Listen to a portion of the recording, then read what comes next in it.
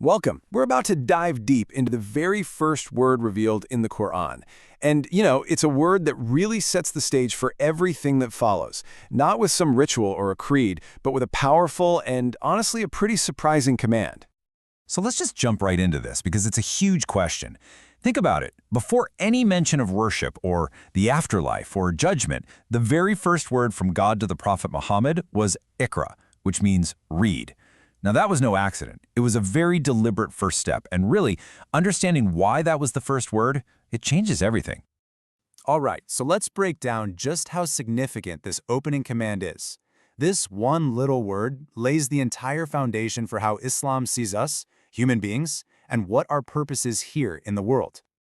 Just think about the priority that establishes right from the get-go.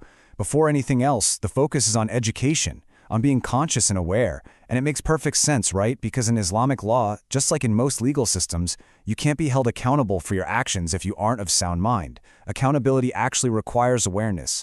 So the path has to begin by sharpening the very tool of that awareness, our intellect. But here's the thing. This command to read wasn't just about becoming literate. Oh no.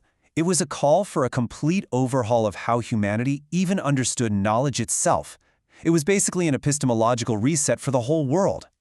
So epistemology, it's a fancy word, but it's basically the study of how we know what we know. Are my sources any good? Is what I believe actually justified, or is it just my opinion? This whole concept is absolutely central to what we're talking about today. And that's exactly the point.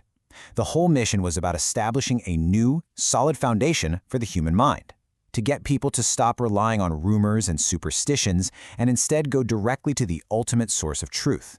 It was a call to investigate, to verify, and to build your understanding on solid ground. But as we all know, knowledge is a double-edged sword. It can lead you to enlightenment, or it can lead to something much, much darker.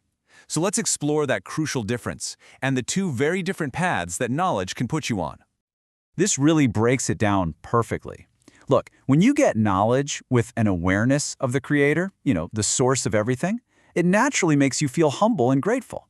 But when you acquire that same knowledge while ignoring that ultimate reality, well, that can create this dangerous illusion that you're totally self-sufficient, which is a direct pipeline to arrogance and eventually transgression.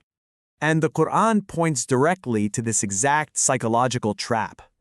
The root of transgression, of crossing the line, is this feeling that, hey, I've got this. I've got it all figured out. I don't need anybody or anything else. That feeling is the core danger of knowledge when it's cut off from its divine source.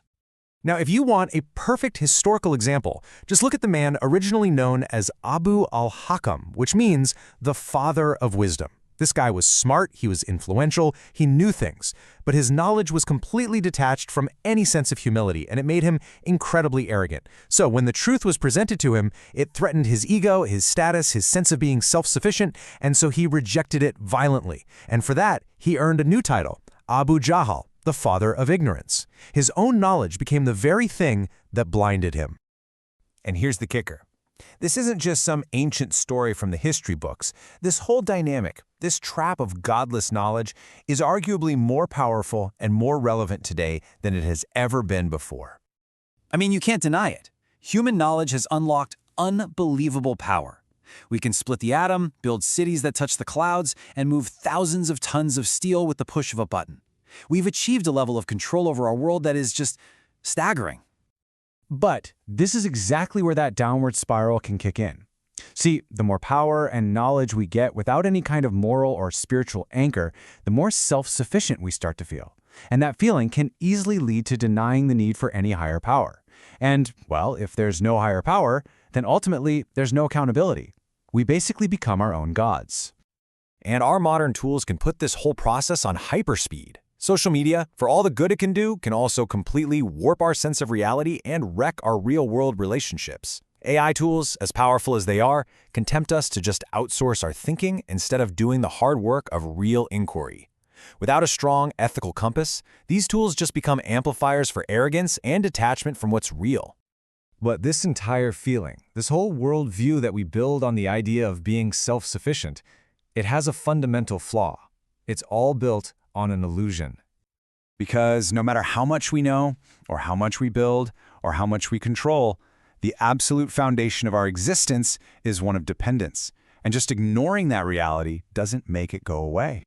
And this verse right here is the ultimate reality check. It's the anchor. It's a reminder that this whole cycle of life, it has a beginning and an end.